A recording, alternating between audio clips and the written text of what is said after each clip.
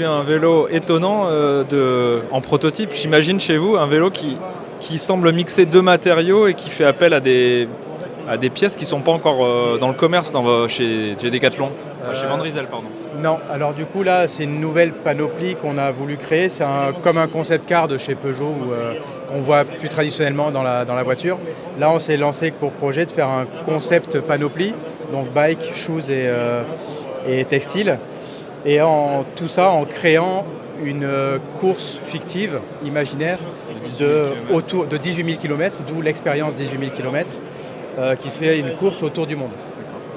Et en gros pour faire cette course, on s'est mis pour challenge de créer toute la panoplie qui puisse nous permettre d'arriver à l'arrivée de cette course.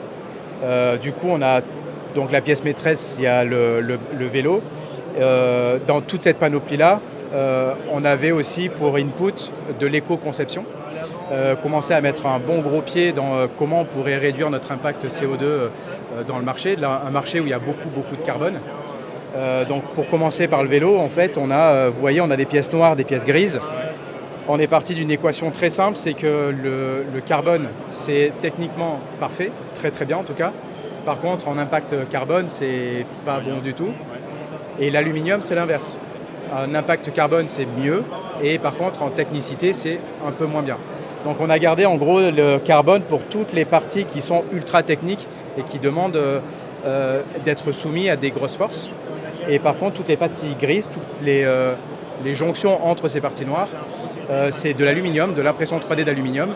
Et ça nous permet de venir l'adapter à chaque morphologie en fait. On peut venir imprimer à la distance qu'on veut pour venir rapprocher et créer plusieurs tailles de vélo. Mais également aussi, si jamais il y a une casse, venir remplacer telle ou telle pièce très facilement. La prochaine question, c'est peut-être pour Maxime. Est-ce que le prototype va rouler un jour ? Alors c'est un travail de vision.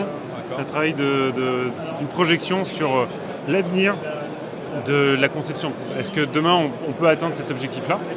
C'est un cap pour nous. Donc, il y a des étapes intermédiaires pour y arriver. Pour l'instant, ça reste un stade de concept avec cet enjeu-là. Et dernière chose, est-ce qu'on pourra voir des pièces apparaître chez vous, par exemple ? On voit ces prolongateurs hyper intéressants, orientés pour le longue distance. J'imagine que vous avez peut-être travaillé des nouveaux cuissards pour le long. Est-ce que vous pouvez en parler un peu sur des produits qui pourraient arriver ? Là, en fait, ce n'est pas un exercice gratuit qu'on fait nous, en tout cas.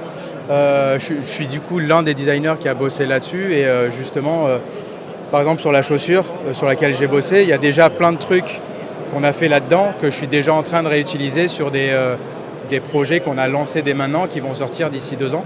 Je sais que sur le vélo, pareil, en gros sur l'avant du vélo, on a l'avant du RCR qui est de l'autre côté, qui roule déjà avec la G2R, et l'arrière du vélo qui est une création totale, qui est beaucoup plus confort, etc.